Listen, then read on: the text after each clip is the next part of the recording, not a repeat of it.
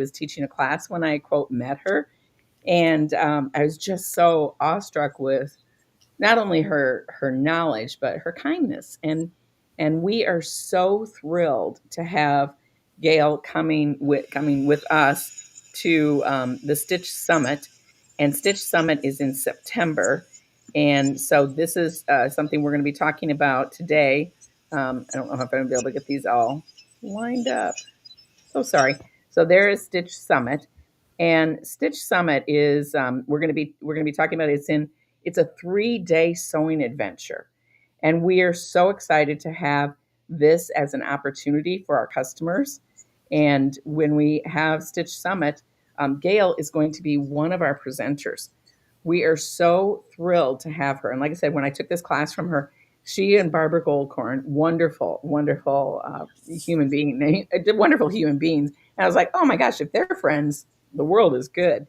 So we're excited to have Gail. When we started working on Stitch Summit, this came up. Gail's name came up, and we were like, could we get her to come to Iowa? And she said yes. And so here she is today. I'm really excited to have you here, Gail. Now, Gail, you talk to us about a little bit. What does sewing mean to you, and what kinds of sewing are you personally drawn to? What's interesting to you? Well, I've always enjoyed sewing, and I remember from the time I was really little, like pre kindergarten, probably like 3 years old or something. My grandmother had given my mother her treadle sewing machine, which, Mm-hmm. ancient. And I can remember my mother would let me sit and she wouldn't put any thread in the machine or anything, but she'd let me move the treadles back and forth. And just as a little kid, I loved the idea that when you moved your feet, it made the needle go up and down. So I thought that was really cool. And um, I had taken, they called it, I guess, home economics then in school, where we made an apron and things like that. And actually, at that time, I really didn't like sewing because it took a whole semester to make an apron, which kind of, but anyway, I've always liked working with my hands and doing things. I was a dental hygienist for many years, and so I love that fussy little handwork, and I've got good fine motor skills. I always say my athleticism ends at my wrist. Yeah, yeah, right, right. Well, I So, was. but I used to be primarily a garment sewist, and when Pam Massey became the head of the overlocker business division at Bernina, and she contacted me about helping her out when they were launching the L8 series. I had never stitched on a Bernina serger before, and I was a little bit kind of hesitant because I thought, well, what if I don't like it or anything else? But she said, well, let me send you the machine. Well, all I needed to do was open it, thread it up, and stitch for about 2 minutes, and I was like, I am in. I loved it. I didn't own a serger till 1999. I had an Elna 945 at that time, which was a really good serger, but it was all hand, you threaded manually. And I really think that when air threading was introduced, of course, at that time it was a patented thing with Baby Lock, and they were the only one that had it. But now, in the last, I don't know, 7 or 8 years, the patent ran out, and all of the brands have one. And I really think that has been the biggest change in the industry as far as people's attitude towards sergers, because I'm sure you used to hear people say, oh, I had a serger, I hated it, it's just collecting dust, or I gave it away, because the threading was very frustrating by hand, and particularly on certain models where it was very difficult to thread the lower looper. You just about had to stand on your head. So air threading has made a world of difference in the serger world. I think that I was last night. I was contemplating this conversation today, and I was thinking. All of a sudden, this came to me, and I thought I wrote it down. It says, "Being frustrated and angry is futile if we continue to focus on the obstacle and forfeit the opportunity ahead." I was Mhm. explaining to one of my daughter-in-laws is she loves baking. She's a professional. She really is a professional uh, baker and chef, and she just a very good cook. And we were talking about, sewing in general. And we were talking about, somebody was in the room and said, "Oh, I just give up." Like and I said, what's really important is like people will make a recipe once and then they just give up and they never make it again. Hmm. And Jess and I watch a lot of her baking shows with her, and I'll be like, I watched people redo the iterations, and I got thinking last night, this is what sewing does to us. Is how many times have we gone through sewing something, somebody shows us, and then we say, wait a minute, let me cut those threads, and I'm going to do that myself. We Hmm. don't, and like you said, your athleticism is from here up. This Yep. is also my learners. These are what I learn with. And when I think about that, is the serger brought that to my world too. My first serger was another brand, which I will not mention. And I had it for 2 weeks. And then I went to a Bernina dealer and I said, show me anything. So he sold me a used 234 DL. Hmm. And it was similar to the Elna, very mechanical. I could go from anything to anything, and it just sewed like a dream. But we Hmm. had so many things that we had to do, like if we want to do a rolled hem, we it was like you got real good with the screwdriver, and you understood what you had to do and how you adjusted it. And the manuals were black and white. You had about 6 pages of instructions, and that was it. I mean, there wasn't the internet, and it was really an experience. It was quite an experience, and I think that that's the really cool thing about it. So let's talk about this, Gals, is participating in Stitch Summit. What you've done some of these events in other places in the country. What are the big aha moments when you get to travel to these 3-day events? Well, I think that it's kind of an immersion experience for most sewists. And I know that a lot of the people who attend these stay right in the hotel, and they think of it as kind of a mini vacation where they are away from the home and the housework and all the other day to day things that you think about when you're home. And they really do immerse themselves in the sewing world. And because we've got Amanda Murphy and Sandra Swick, myself. And so you're getting a lot of the different aspects of sewing. You're doing embroidery, you're doing specialty stitches, quilting, serging. And I think that it's almost like a tasting experience at a restaurant where you get to do a little bit of everything. And typically most people who go to an event like a Stitch Summit have a specialty that they like, whether they're quilters, they like to embroider, or whatever they or garment sewers. But I think that I always have at least two or three people, because we run these kind of like a round robin where they kind of switch from one class to another over the different days. And so again, they get to try each thing and make a project or whatever they're planning for that particular machine. But I always have at least two, sometimes three or four people in my classroom who have never touched a serger before. And I think the biggest aha is on them really more, because I always say everybody is going to finish this project. And I think they kind of look at me like, I don't think so. I've never touched a serger. But guess what? They do. And they love it. It's like, that's the aha that they say, wow, I can do this because this machine is so fantastic. And it does so many different things easily. And it's got that built in um, video tutorial for every step of the way for each stitch, that it's very easy for them to be able to navigate around the machine and to get wonderful results. So my aha is really their aha.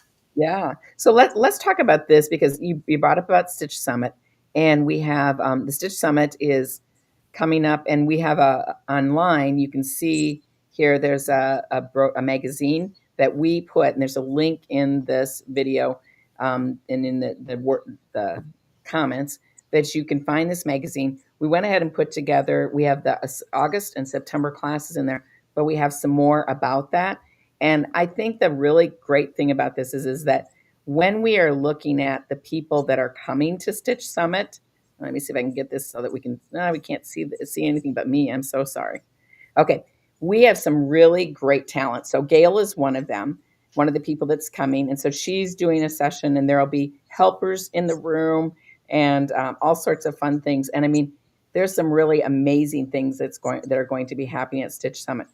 Then we also have Kelly Williams, brand new to Bernina, but she comes to us from some other brands. And when we met her, we were just blown away. And so we're really excited about meeting Kelly. We're going to be doing a live with her coming up. Gail, have you met Kelly yet? I have not, but actually, I read up on her, and she has a very impressive Yeah. resume. She's got some really great experience behind her, so I'm very excited to meet her. I think we captured somebody that other people are going to say, "Wow, you got her," and so we're excited about this. And then the indomitable, the queen of quilting, machine quilting. She travels internationally, so she only goes to a few places in the United States. And we are so fortunate to have Amanda Murphy coming to this, and you'll be hands on with machine quilting on all kinds of machines. And you've worked with Amanda before, of course. Oh, many times, yeah. And Amanda and I are good friends, and her work is just so beautiful. And at Bernina University, which is the dealer event, she had debuted some of her new collection and new things. And wait till people see it; they're going to be blown away. It's just beautiful. Well, I think the other thing with Amanda is that she was her interest was piqued by Gail and oh criminy, how did I forget her And name? Ashley? Pam. Yeah, And Amanda is now a serger. She's a serging person, and she has patterns, and so it's been pretty exciting. And then the last one we're going to talk about is Sandra Swick, yeah. and Sandra is really been a phenomenal energy. She has not been to Iowa. We are scheduled during 2020, so Uh-huh. we are excited to bring Sandra into Inspired to Sew and be able to have her as part of our team. We're Can you imagine what a team that is? That's pretty exciting. It really is. It's like the dream team for sewing. Yeah. So I'm so proud to be part of that. It's great, and I know all of the attendees are going to really have uh, such a high level experience with this. They're going to love it. So, Gail, while we're talking about that, talk to us about the value of unplugging for 3 days and attending Stitch Summit. Because it's kind of like when you go on vacation, like days before you go on vacation, what do you think?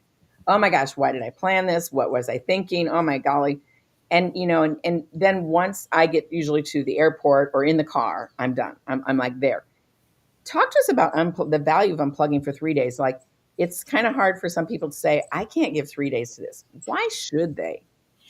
Well, as I mentioned earlier, it's really kind of an immersive experience, and I find that when we're home, and I think this is typical of most women, even though you say, "Oh, I'm going to dedicate, 6 hours today to sewing. I'm just going to sew," but in the back of your mind, when you're home, you're thinking, "Oh, I should throw in a load of laundry, or I should do this, or I should do that." But I think when you come to a an event like a Stitch Summit, where you are away from all of that, you can really, as you said, unplug and refocus your brain for doing something that you love, something that is going to grow your skills as well as be enriching. But also, I think even equally as important, if not more important, is that you're with like-minded people. Yes. And there is nothing like a live experience for people. I know during COVID, everybody was online and everybody was in their own house and everybody felt kind of disconnected.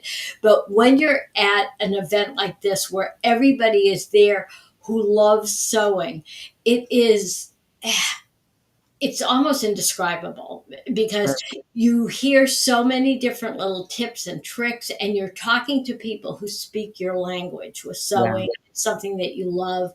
And whether they're a quilter and you're a garment sewer, or you like to do more crafty things or home deck things, it doesn't matter. It's all in that same genre.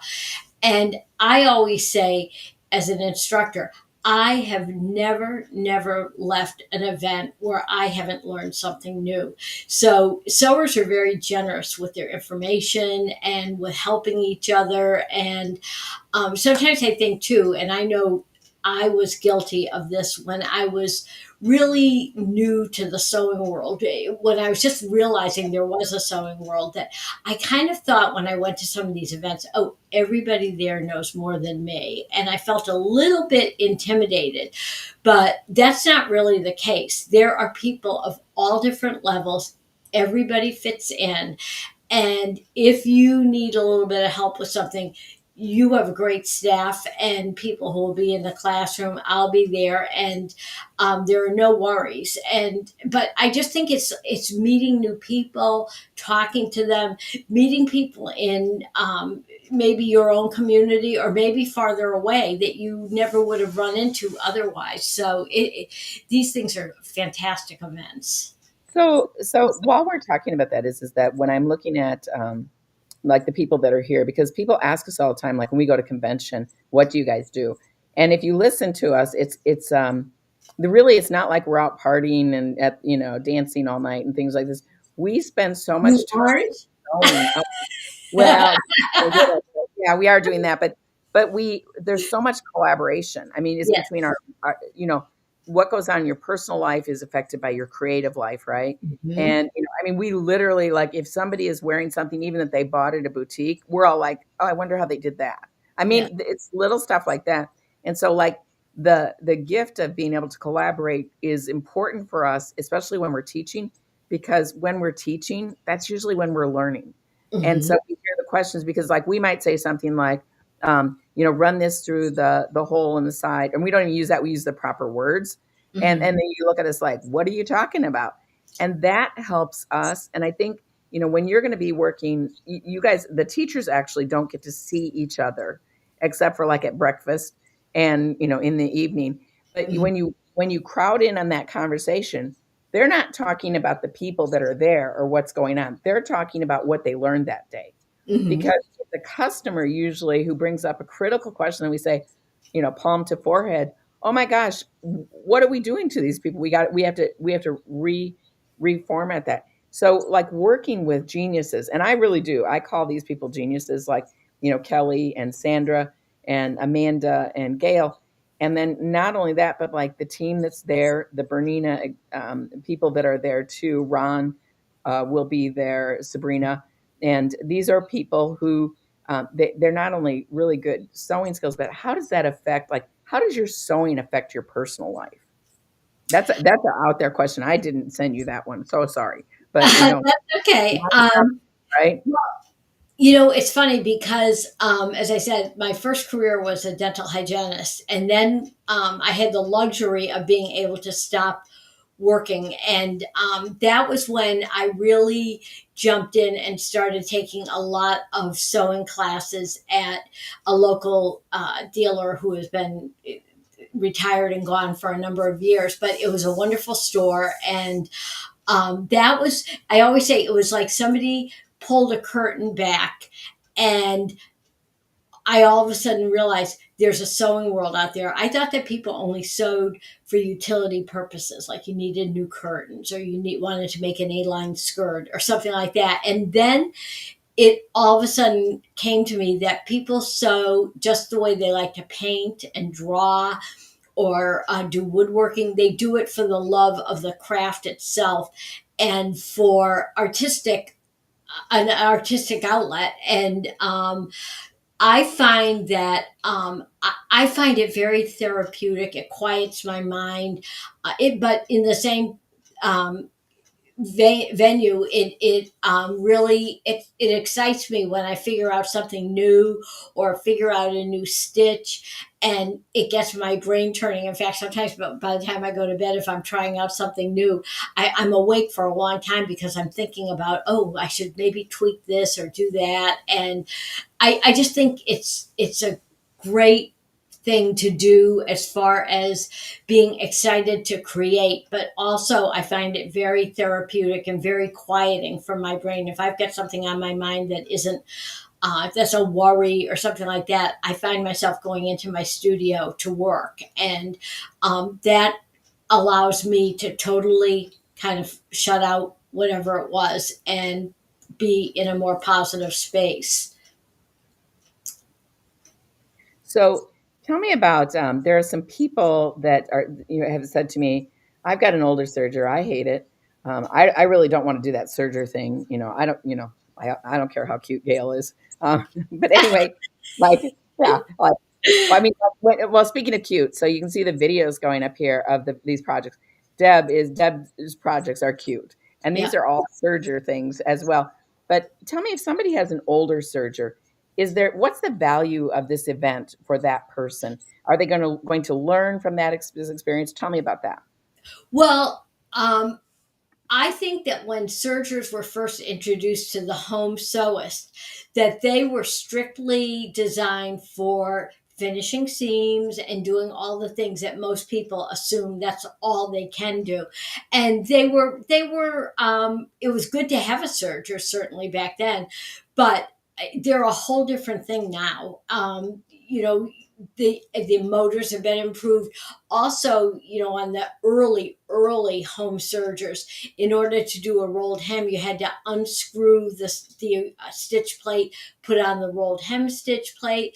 They changed that out to create a stitch finger in the machine, so that all you have to do is um, activate it or deactivate it. Also, again, air threading, the biggest change in the market, definitely. And I think that for people who had a serger that was not air threading, and they were the ones who said, "Oh, I gave it away," or "It's collecting dust," or I hate." I would never use my serger. They're too much trouble. When they find out what technology has done, it again is a huge change in attitude for them. And now that I know the Bernina L8 series has that DC motor in it that's very powerful. I can use my little thread fusion stand, put in I can put in two 8-weight threads in one looper, and it's not even breathing hard as I stitch along. I can put in three 12-weight threads in one looper and stitch along. And again, no problem whatsoever. In fact, I brought a little sample here for that just to show. Let me pull it back a little bit. And this one, I think, has three different threads in it with a triple or a four thread cover stitch. And again, the machine it breezes right through with that. And the older ones, there was never the uh, market with that is available now for decorative threads, and I see you're showing some right there. There were a few little decorative threads on the market 20 years ago, but now that market has exploded, and they have them in rayons and cottons, metallics, and all kinds of threads.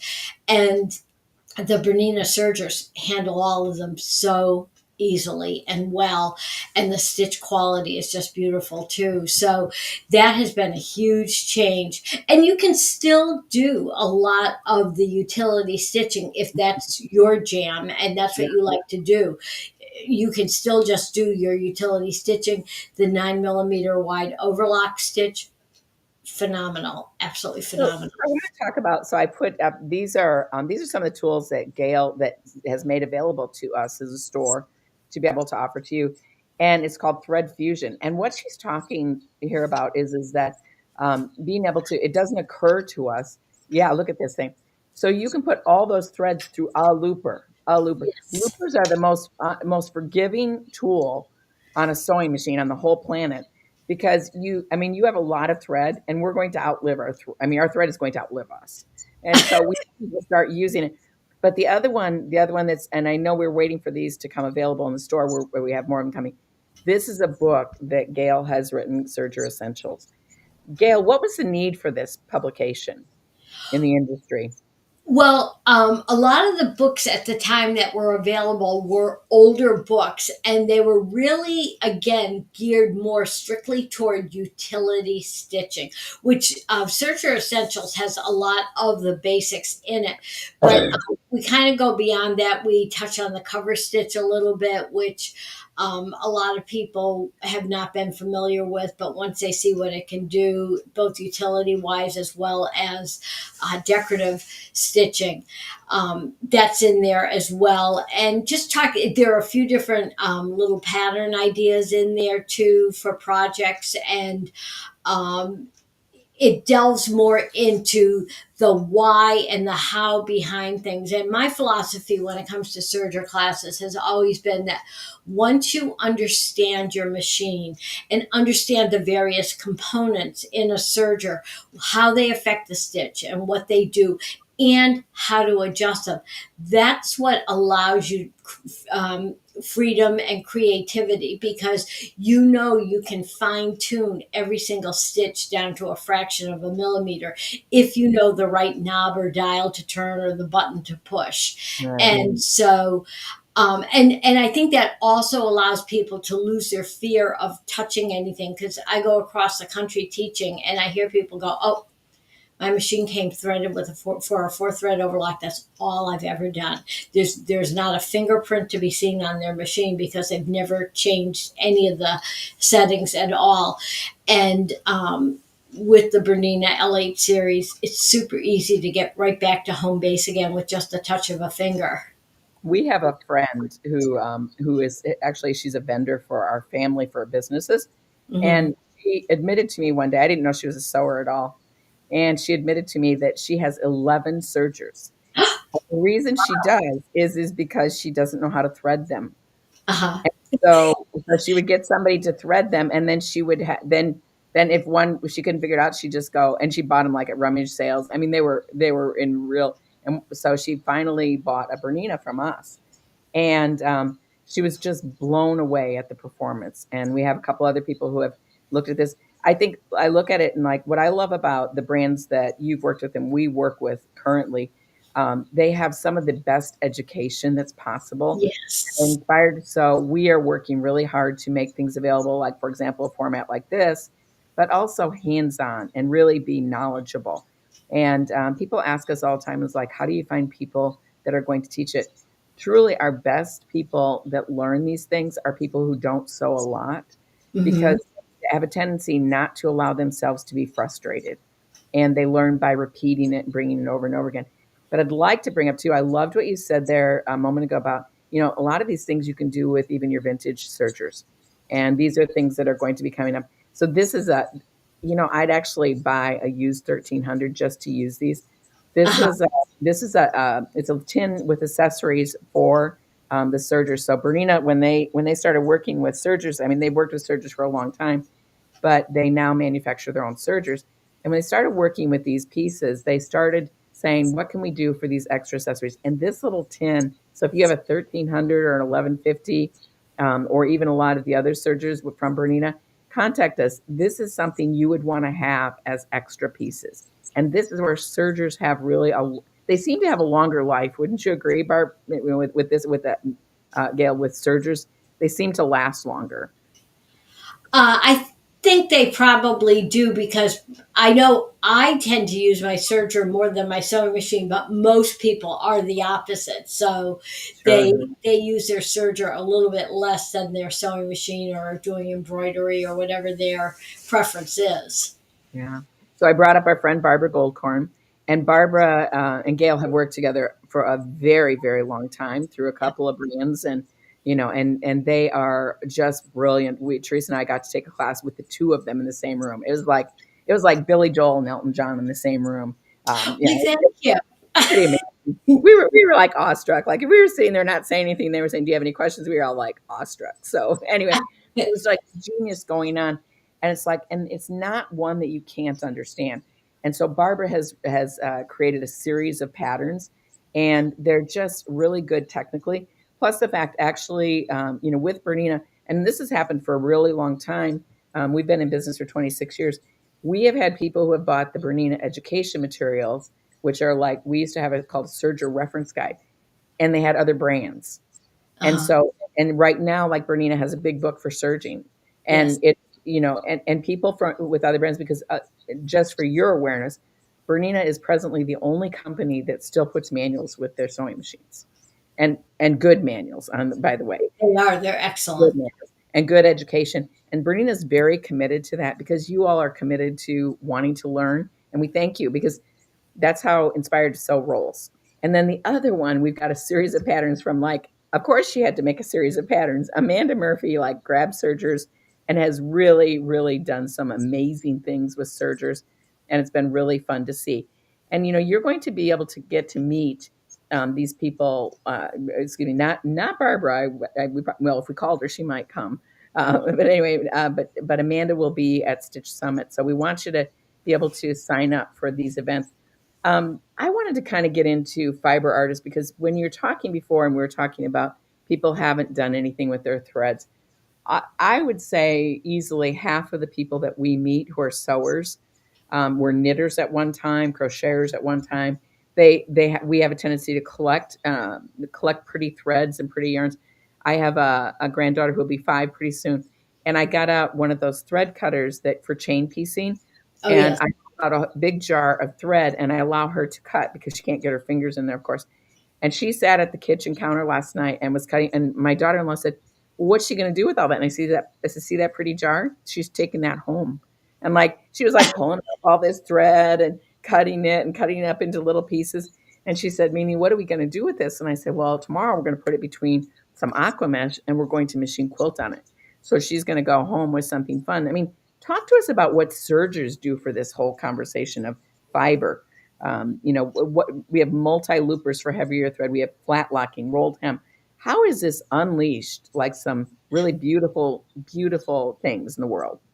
Well, actually, I showed you this one. This one was a 4 thread cover stitch with multiple threads in the chain looper. But also, I like to see fun things, and I like to troll through Pinterest sometimes. And this is with the belt loop folder. And I had seen this snowflake done with folded paper, and I thought, oh, I bet I could do that with the belt loop folder. And I used the 8-weight metallic thread for the stitching on that and created that. And this is another one that I had done. And I have a very robust collection of beads and buttons and things like that to use for blinging things up. So that's kind of fun. But talking about fibers, let me just grab my tote bag here. I'll be bringing this out so that people can see it in person. But this, I have different threads on using. This one has the regular flat lock. I had a light blue and a dark blue in the looper for that. And this is actually a wide cover stitch that I wove ribbon through because I was thinking one day, gee, you can weave ribbon down here. You can see it through a reverse flat lock. And I thought, well, why couldn't you weave it through a wide cover stitch? So I tried it, and guess what? It worked. So here's the other side as well, where I did the same thing. And it has unleashed I have a very robust collection of ribbons and fibers and all kinds of stuff also because of things like that you can do now with your serger. And some of those things do take a little bit more time, but it's worth it for the finished product and the way it looks. It can be very complex. And a lot of these things, I always say to people, they're easy to do. They might take a little bit of time, but don't tell your non-sewing friends they're easy to do because they'll think you're just a genius doing that. So, I yeah. used to, and things like that is like I used to get asked often to hem prom dresses, Hmm. and I would like keep them longer than they should have because I want them to think it was really tough. But actually, what I would do is I'd chalk that line with a serger and fusible thread, flip that puppy up once. It's going to last all night, and it's going to last for a long time. And it's like you don't want to share with people how easy this is, Right. because otherwise they will be, I mean, and they will be bringing all sorts of things over to you. And, I mean, the searcher just makes it almost so easy that it's just too simple to be true. Talk to me about this personally. Talk to me about your sewing. Where do you get your best ideas for your next sewing? I heard you say you were looking at origami. That was fascinating. But where do you get your best ideas? Um, Sometimes, to be honest, and I thought about this question before. Honestly, sometimes some of my ideas come from things that I did by accident. And I know, like my stacked cover stitch that I've done, where I start off with a wide cover stitch, then I do a narrow, then I do a chain stitch, and they're one on top of the other. And that started off as an accident. I was doing something as a sample, and I accidentally ran over it. And I thought, I wonder if I could do that if one stitch would go on top of another. So I did that. But sometimes, just like if I'm out shopping and I see something and something catches my eye. But I also think that a lot of my inspiration comes not just from things that are in fibers and cloth, but sometimes I'll see architectural details that I can mimic with, say, a chain stitch or a cover stitch, even designs in jewelry, some of the more contemporary pieces of jewelry that are almost like mini sculpture. And I think, oh, I could mimic some of those lines with thread and stitching. And so that's where some of that idea comes from. Some of it comes also from things that maybe I need that. I just created my Lux Lounge pillow, and I wanted a decorative pillow on the guest room bed. And I thought, well, I think I'll make a pattern for that. And the colors, it's a double sided duvet cover on the bed, and I found fabric that looks like it was made for that to create. So, and I'll bring that with me. But things like that. Sometimes it's done out of need, but sometimes I'll just see something that strikes me. As I said, like maybe a piece of jewelry or an architectural detail. And if I'm in a different city and I see something interesting, I'll snap a picture of it to have it. I might not get to it right away, but I'll have it in my photos in my phone. And when I have time, I'll go back and look at that and try to recreate something with it. Yeah. Well, and even when we were looking at the pieces that I'm showing you here in the video, as I was looking through Bernina's International and some of the great designers that are out there that work with teachers. Actually, they're not really designers; they're teachers, and that's what they would call themselves. What they do, it's a little hard sometimes to figure out what is serging because it's really like one of the best accessories to have in your sewing room, and Absolutely. it's a silent little soldier working over there. And I mean, I think that's what excites me about having you come for Stitch Summit because there's such crossover, and covering all the genres with we're covering machine embroidery, we're going to be covering quilting, machine sewing. There's a whole Sandra is doing one entirely on presser feet, so things like pin tucking and just a lot of the techniques that are really unique and they really lend to our creative voice. So talk to me about this. Are you a morning or a night sewer? Like, are you all day or do you like wander around and like, oh, maybe I'll go in there? Well, quite honestly, Jill, it just depends. If I am on a tight deadline and I'm running behind, I can become a morning sower because I've got to get we something tried, done. we tried to meet with you. I think we no, it was, yeah, I think we tried to meet with you one time. It was like, oh no, I'm not morning. But oftentimes I'll have dinner and get all of that squared away, and then by about 8 o'clock I'll come back to life. I always say my time during the day between say 5 to 7, I kind of wind down Mhm. a little bit, but then by about 7:30 or 8 o'clock I get my second wind. And a lot of times I'll come into my studio, and all of a sudden I'll look up and it'll be like almost midnight. And Mhm. I'm sure you know too, and many Mhm. many of the people coming to this probably have the same experience, where you go into your studio, you start working, and all of a sudden you look up and it's 4 hours later and it seems like it Mhm. was 5 minutes. And I know once in a while I'll come down, and if I'm really busy with something and in the middle of a big project, and you know yourself, sometimes once you get going you don't want to stop. You've got that momentum going. And I'll have my cell phone with me, and my husband will call me from a different part of the house and say, "Are you coming upstairs anytime?" I'll be like, "Oh, what time is it?" And but most of the time I do a lot of sewing in the afternoon into the evening most of the time. But Mhm. as I say, if I'm under the gun time wise, I can be a morning sewer. Mhm.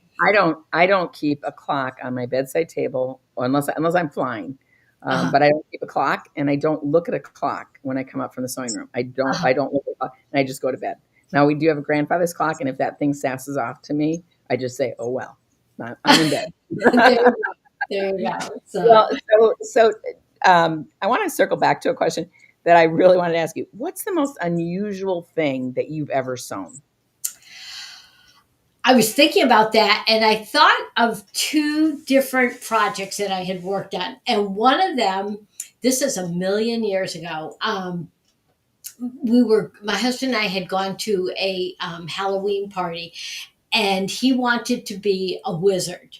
So I made this big black kind of caftan thing and the big pointy hat, and I did some appliques with the star and the moon and all of this stuff. And when I look back on it now, at that time, my sewing skills were really primitive. But my husband's a big Star Trek fan, Oh, and in Northampton, Massachusetts, Leonard Nimoy, the late Leonard Nimoy, was a also likes to do photography, and he contacted my husband. He was photographing just everyday people to do things, but they had to come as like their alter ego. So my husband put on his wizard costume, and Leonard Nimoy photographed him in that, which was kind of unusual. But the other thing was my mom died in 2008, and my sister and I were clearing out all of her things, and I had a whole pile of her sweaters piled up. And my mother was somebody who loved all the creams and the neutrals and the taupes and things like that. And I had this pile of beautiful sweaters that I was going to give to a thrift shop. And the longer I looked at it, I said to my sister, would I be a terrible person if I kept these, and maybe I'll make them into something? So I did. I collaged them together. I didn't know what it was, just very free form. I collaged them into a jacket, and then and I had it finished, and I had done photographs and everything. And then that January, my mom died in November. That January, American Sewing Guild had a remake, reuse, restyle contest, oh and I wow. read. Yeah. And I always say it was my mom looking down from heaven for me. I said, how many times is there a contest when you've got everything done and Right. it fit all of the criteria? I read through it very carefully. I said it fit. I had the JPEGs done. All I had to do was fill out the form, send in the JPEGs, and they didn't do a first, second, third. They just had three winners, and mine was one of them. And so that was great. And actually, that led to creating a template set for doing the collaging. And the next one that I made was red, black, um, cream, and gray. And I went to Cleveland to do an original sewing and quilt expo show. But at the time, nobody knew me outside of Connecticut or Massachusetts, which I live in Oh, Connecticut. And I put it in the style show. And lo and behold, those are Ohio State's colors. wow. So people went crazy when they saw it, and it was just pure serendipity. But it ended up being a good thing. So Cool. I think those are two of the most interesting Were things. those were those serged together? Did you serge those garments together? Believe it, no, I used the sewing Oh, machine. I just did like wow. a 3-step zigzag to put them together. But I did do serging on the inside, but it was mainly just a sewing machine thing. Yeah. Wow. But You know, the Cleveland thing really, when it was in the style show, that's what really kind of got me on the map outside of the Connecticut and New England area, because people remembered it. And now you're so coming to Iowa. Thank you. Wow. Wow. I know That's I'm excited to come back. I haven't been in Iowa for a number of years now, so thank you for inviting me. I yeah, think that's it's going to exciting. be a great event. When you were talking about that about garments, I think that's one of the secret sauces of Serge or So too. Is I know we had a family member who had passed away, and all of her clothes were we worked on quote a quilt, a t-shirt quilt was what they wanted, Mhm. and we got down to sweatshirts, and she had saved pretty much all of her clothing for like 30 years, Mhm. and so as we were going through them, it occurred to me, and I brought my Serge along to this event where we got all the family together, and we cut all those sweatshirts and then we just serged them together. And I said, these are car blankets. And I mean, my nieces and nephews still have those in their cars. What's And more they're, comfortable than a sweatshirt?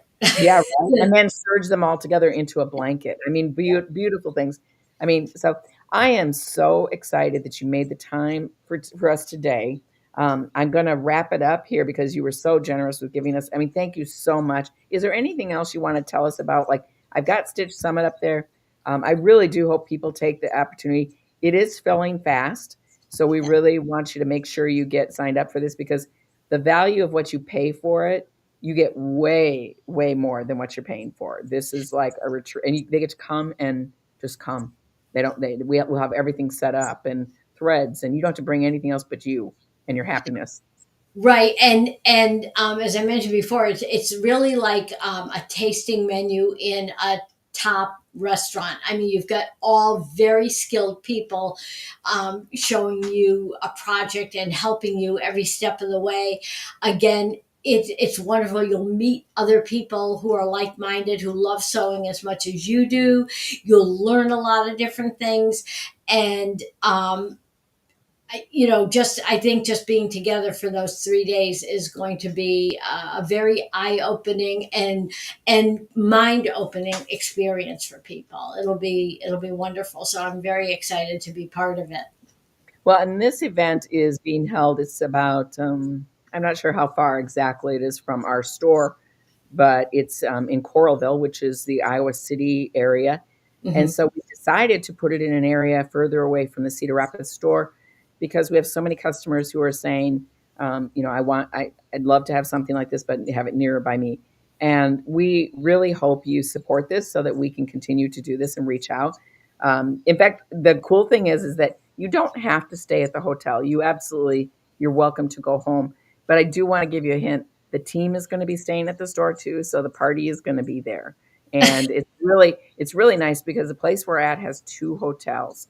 And so and like I said, you don't have to stay there. If you have a sister that lives in Iowa City, you can stay with her too. Sure. But it's going to be a lot of fun. We accidentally have started putting some events for after the event. We kind of had to say we can't keep people busy all day and night, but we know that there's things that you've said you want to see, and so we are making those available. And you'll get that agenda as we go along. But you're going to want to sign up for it soon. Gail, thank you so much for making time for us today. Really excited to have you here. Well, thank you so much, Jill. And I am so looking forward to meeting all of the attendees at it. And I encourage everybody who can fit it into their calendar to definitely sign up. You will never, never regret it. It'll be a wonderful experience. It'll be an eye opener, mind opener, and just a wonderful creative